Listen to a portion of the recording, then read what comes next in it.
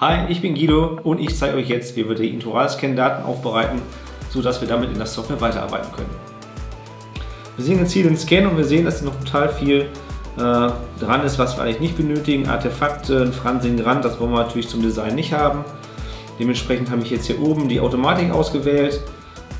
Das heißt, wir setzen hier an dem Modell oder an dem Scan einen Startpunkt und können ein Spline, eine Linie einmal um den Kiefer setzen und den Bereich, den ich behalten möchte, der wird jetzt einfach mal hier eingekringelt.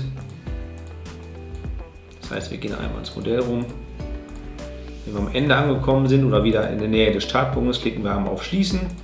Die Linie wird hier hinten geschlossen und wir können sagen, wir möchten diese Scan-Grenzen jetzt anwenden. Das bedeutet, innerhalb der Scan-Grenze werden die Daten behalten, wie wir jetzt hier schon sehen, und außerhalb wird alles gelöscht.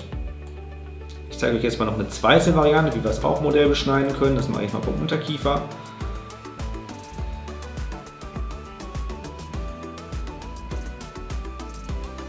Dazu haben wir jetzt hier den Unterkiefer und hier sehen wir auch, dass hier noch total viel Daten drin sind, die wir nicht benötigen. Ich kann jetzt zum Beispiel auch hier noch Material auftragen, abtragen, Oberflächen glätten und zum Beschneiden kann man hier das Tool mit der Schere auswählen.